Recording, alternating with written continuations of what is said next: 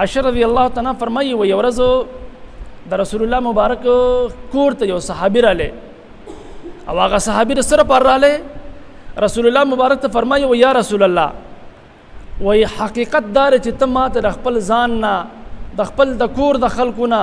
او د خپل بچو نه د خپل رشتہ دارو نه ماته ډیر زیات خوښي لکه زما ستا سره محبت د خپل ځان نم زیات دی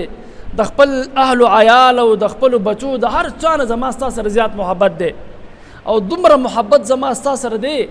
چې زه ستا کله کور ته لاړ شم او ستا د محبت په سوچ کې نه وځم نو زه دا کوشش کوم چې زه واپس لاړ شم او د رسول الله هغه دیدار وکړم او رسول الله مبارک وینم او دا صحابي نبی علیه الصلاۃ والسلام ته وایي په کور کې په ما باندې بیا وخت نه تیریږي چې زه یم چې تر څو به ما رسول الله مبارک وینم چې ما هغه کم محبت چې د رسول الله سره دی چې د هغې ازما هغه زړه ته هغه سکون میلاو شي نو نبی علیه الصلاۃ والسلام ورته فرمایي هغه صحابي نبی علیه الصلاۃ والسلام ته وایي زه بیا سوچ کوم چې کله موږ آخرت راشو آخرت کې الله رب عزت فیصلې وکړي د جنت نو ته خو به زمونږ نه په جنت کې په لویو مرتبو باندې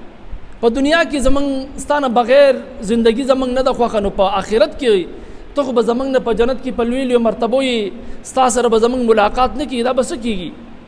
لویو مرتبو کې به ته نو نبی علیه الصلاۃ والسلام ورته فرمایي نبی علیه الصلاۃ والسلام چې کله د صحابي دا خبره واورېدله نو نبی علیه الصلاۃ والسلام خاموش شو بیا هغې نه پس الله قرآن کې یو آیات نازل کو ومن یطع الله والرسول فاولئک مع الذین انعم الله علیهم من النبیین والصدیقین والشهداء وایي څوک چې د الله او د الله د رسول تابعداري وکړي نو د قیامت په ورځ به هغه خلکو سره چې په کومه باندې الله انعام کړلی